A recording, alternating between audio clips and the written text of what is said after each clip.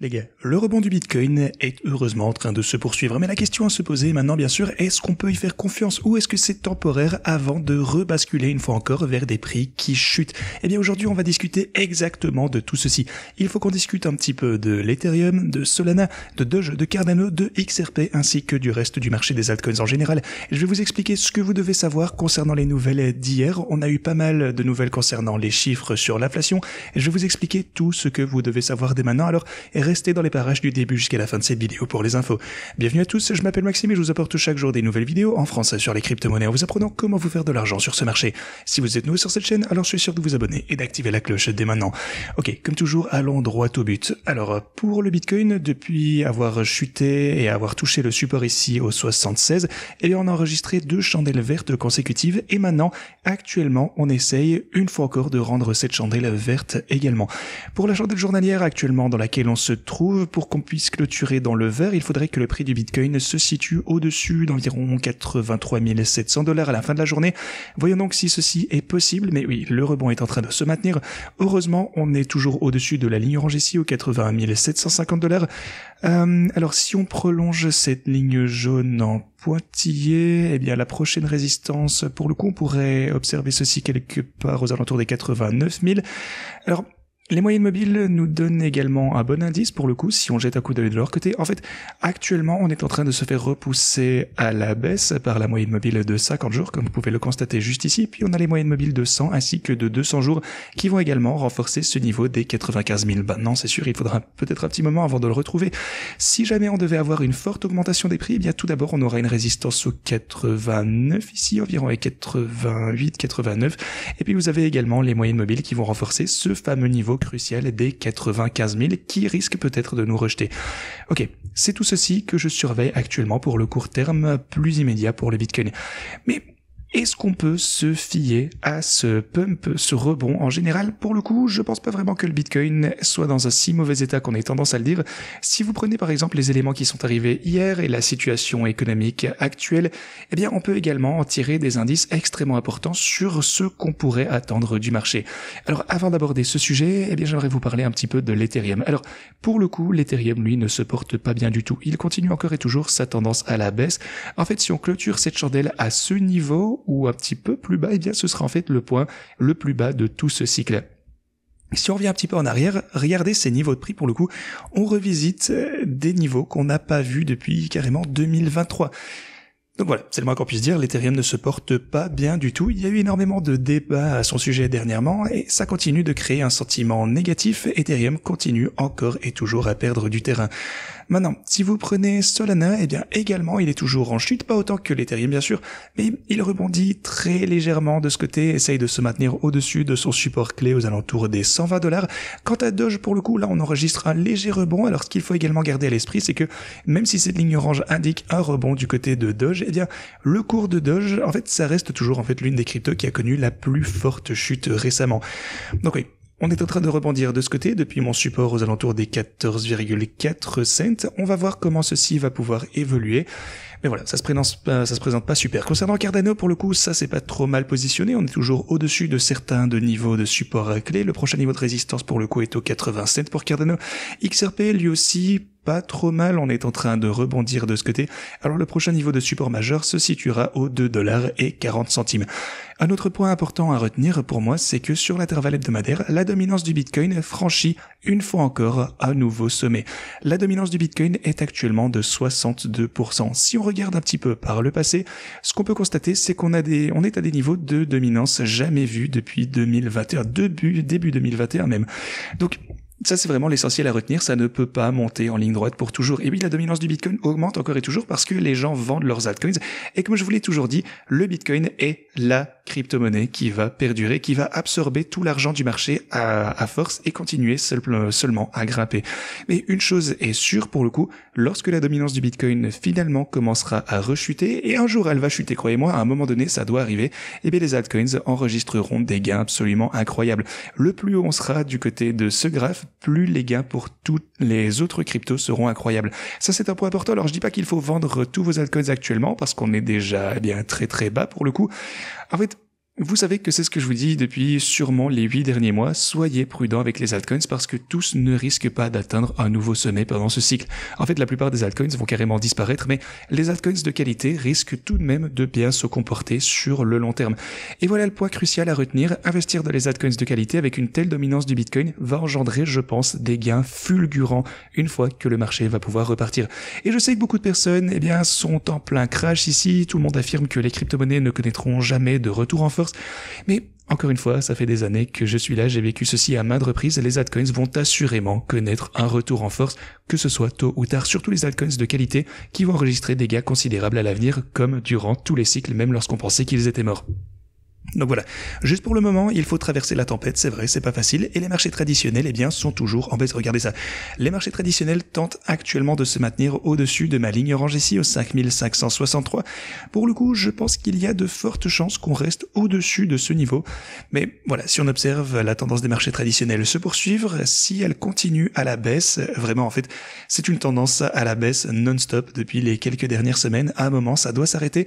Je pense qu'il y a de bonnes chances que ce niveau puisse tenir le coup, au moins temporairement.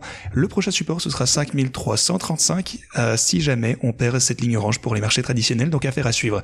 Mais avant que je vous explique tout ce que vous devez savoir et pourquoi finalement je ne suis pas si préoccupé que d'autres par les marchés actuellement, voici un bref aperçu sur les stratégies. Actuellement, avec le lot actuel, je suis en baisse de 821 000. Si vous regardez mes allocations, pour le coup, j'ai passé énormément de temps à mettre à jour tous les paramètres ici dernièrement. Alors, dès que j'aurai mis à jour les paramètres de chaque altcoin, ce que je ferai bien sûr tout au long de cette journée, n'hésitez pas à revenir si jamais il vous manque des données. J'ajouterai également les bots de short ici pour certains altcoins si vous souhaitez les utiliser, donc restez à l'affût pour ceci. Mais si vous regardez mon allocation actuelle, je suis toujours à environ 80% de positions longues sur les 4 altcoins principaux, ainsi que 20% de positions short. Et pour le coup, je suis toujours à 100% long sur XRP et Cardano avec mes stratégies de trading. Maintenant, pour vous parler du défi du x100, alors le nouveau, lui, est en hausse de 6,25%. Alors, je suis toujours en train d'essayer de répliquer l'ancien. Rappelez-vous que l'ancien défi du x100, c'est toujours hors de la fourchette, quoi qu'il arrive. Donc, il faudrait qu'on atteigne les 88 000 pour qu'il puisse recommencer à trader. Alors, pour l'ancien défi du x100, pour l'ancien bot que je compte répliquer, je ne peux rien faire actuellement. De toute façon, je peux juste le laisser tel quel, je ne peux rien échanger parce que c'était la règle, quoi qu'il arrive, je ne peux pas ajouter davantage d'argent. Mais pour le nouveau, il se porte plutôt bien actuellement, il est en hausse de 6,3% et il trade dans la nouvelle fourchette. Mais il y aura tout de même une mise à jour importante de ce défi du x100 une fois que j'aurai pu reproduire l'ancien au mieux de mes capacités. Encore une fois, je vous promets pas que c'est 100% identique.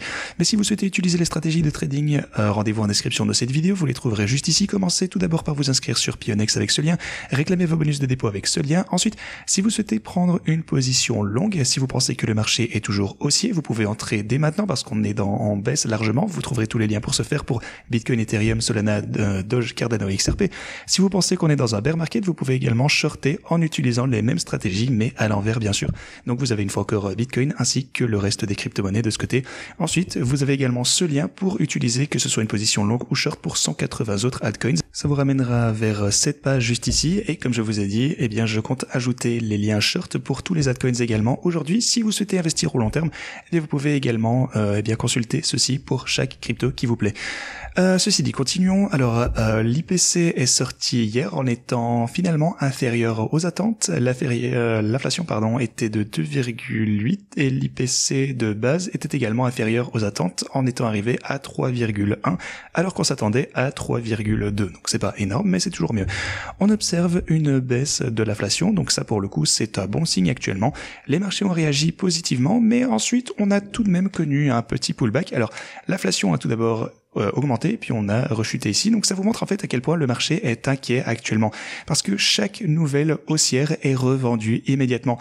En fait, ça incite juste les gens à sortir de leur position dès qu'on a une petite remontée. Alors, pour regarder ceci, on a également constaté l'ajout de droits de douane hier, qui est finalement arrivé, 25% sur l'acier et l'aluminium canadien, et 25% ajouté de la part du Canada sur les produits américains. Donc ces fameux droits de douane sont bel et bien en vigueur actuellement et ça a provoqué tout de même une forte volatilité. Alors maintenant, si on continue, Trump a déclaré que le 2 avril serait un jour très important et c'est également à cette date que de nouveaux droits de douane entreront finalement en vigueur. Donc on verra sûrement d'autres annonces à ce sujet tout au long du mois de mars, j'en suis convaincu. Et j'aimerais également vous montrer que le marché du travail est en train de se dégrader sous la surface, ce qui entraîne en fait une augmentation du nombre de personnes cherchant un emploi à temps partiel ou en tout cas qui montrent une volonté de trouver un emploi. Donc ça c'est bon pour l'inflation, même si le chômage est très préoccupant et que l'économie semble se porter plutôt mal avec une montée en flèche du chômage, eh bien finalement en quelque sorte c'est ce qu'ils veulent. C'est bon pour contenir l'inflation et c'est ce dont on a besoin. Si vous examinez en fait tous ces éléments, on a un point vraiment essentiel à retenir et c'est que malgré toute la volatilité, tous ces débats sur l'inflation, les droits de douane, etc., tout le drama macroéconomique actuellement, eh bien, ça va perdre son importance avec le temps. Pensez-y. En fait, on sait à quel point les discussions initiales sur ces droits de douane étaient volatiles. N'est-ce pas? Ça a fait juste exploser les marchés à la hausse et à la baisse, et puis une fois que ça va être mis en œuvre, c'est comme c'est le cas actuellement, en fait, la prochaine fois qu'on en discutera davantage, eh bien ce ne sera plus aussi volatile que la première fois. C'est comme avec les gouvernements qui vendent, etc., c'est de moins en moins pertinent.